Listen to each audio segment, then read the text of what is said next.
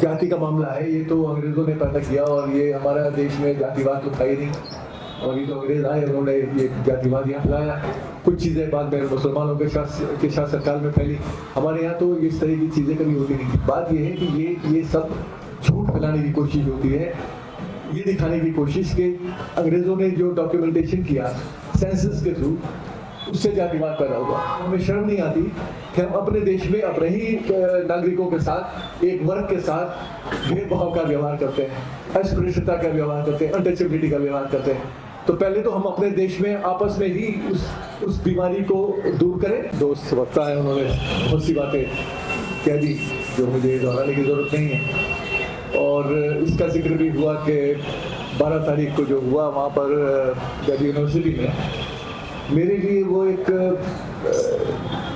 कुछ सेकंड के लिए एक आश्चर्य करने वाला काम था, क्योंकि यूनिवर्सिटी इस काम के लिए नहीं होती है कि जहां आपको बोलने का अधिकार या अपनी बात रखने का अधिकार न मिले, क्योंकि यूनिवर्सिटी कैंपस डाइवर्स विविध आवाज़ों का एक प्लेटफॉर्म होता है।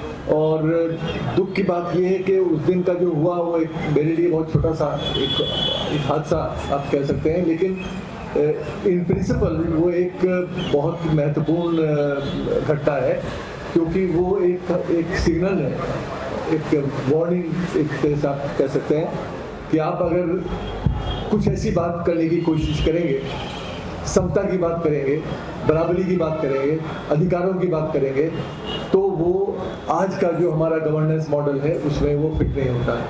आप कोई भी हो, आप प्रोफेसर हैं, टीचर हैं, आप लेखक हैं, जो भी कुछ भी हैं, अगर आप उस सोच से आपके विचार मेल नहीं खाते तो आपको बोलने का अधिकार नहीं है।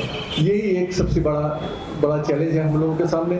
और उस दिन भी यही हुआ कि जब ये घटना हुई तो मैंने कुछ सेकंड के बाद अपनी बात को आगे बढ़ाने के लिए उस प्रोग्राम को चलाते रहे और लोग वहाँ उसमें शामिल रहे, क्योंकि हमारा मकसद यही था कि हम अपनी बात को रखें और जो एक कोशिश है कि इस हमारी बात को आगे तक ना पहुँचाया जाए उसको हम विफल करें।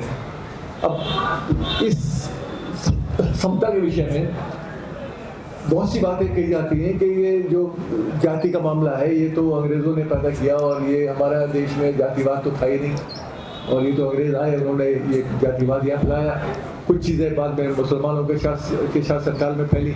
हमारे यहाँ तो इस तरह की चीज़ें कभी होती नहीं थी। बात यह है कि ये सब झूठ फैलाने की कोशिश होती है, ये दिखाने की कोशिश कि अंग्रेज़ों ने जो डॉक्यूमेंटेशन किया सेंसस के थ्रू, उससे जातिवाद पैदा हुआ। वो जातिवाद का डॉक्यूमेंटेशन है। जातिवाद तो हमारे देश में सदियों से रहा है और उस संकीर्णता को जो समाज में फैली हुई है उसी के खिलाफ ये पूरा समता का संघर्ष है।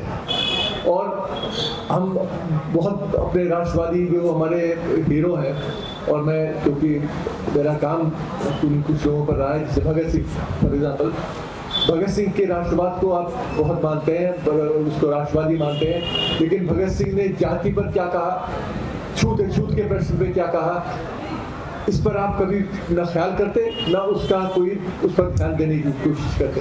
1928 में वो आदमी लिखता है कि हमारे देश में सदियों से जातिवाद फैला हुआ है, हम अंग्रेज़ों से बराबरी की बात करते हैं और हमें शर्म नहीं आती कि हम अपने देश में अपने ही नागरिकों के साथ, एक वर्ग के साथ भेदभाव का व्यवहार करते हैं, अस्पृश्यता का व्यवहार करते हैं, अनटचेबिलिटी का व्यवहार करते हैं। तो पहले तो हम अपने देश में आपस में ही उस बीमारी को दूर करें, तब हम अंग्रेज़ों से किसी बराबरी की बात कर सकते हैं।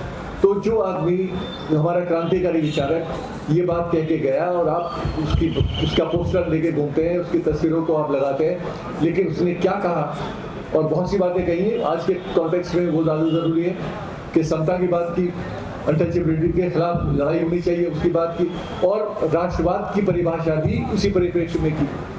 आज बड़े राष्ट्रवादी हम बने हुए हैं और ख्याल से मैं अक्सर कहता भी हूँ कि राष्ट्रीय आंदोलन में भी इतने राष्ट्रवादी नहीं थे जितने आज हैं, लेकिन उस राष्ट्रवाद की परिभाषा क्या थी जो हमारे राष्ट्रवादी नेताओं ने दी, उसमें पटेल भी हैं, नेहरू भी हैं, गांधी भी हैं और भगत सिंह भी हैं।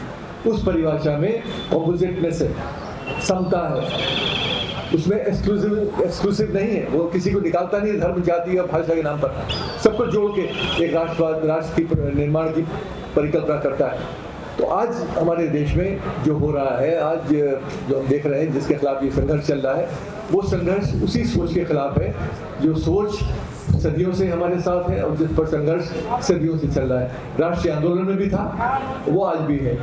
राष्ट्रीय आंदोलन में संविधान बनने के बाद भी, बाबा साहब के पूरे संघर्ष के बाद भी 1950 में जब हमें अधिकार दिए गए, उन अधिकारों के बावजूद उन अधिकारों का हनन करने की कोशिश की जाती है और ये कोशिश की जाती है कि वो अधिकार, उन अधिकारों को की अवहेलना की जाए।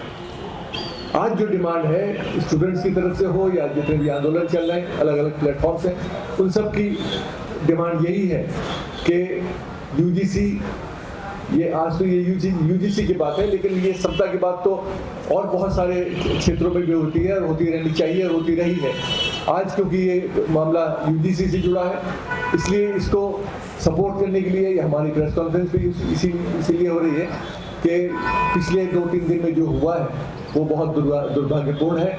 वो हमें कमज़ोर करने के बजाय हमें और मजबूती देता है और देश भर में जितना भी अन्याय है जाति के नाम पर और ऊंच नीच के नाम पर, अधिकारों के नाम पर, उस अधिकारों की लड़ाई हम लोगों को लड़ते रहना है। धन्यवाद।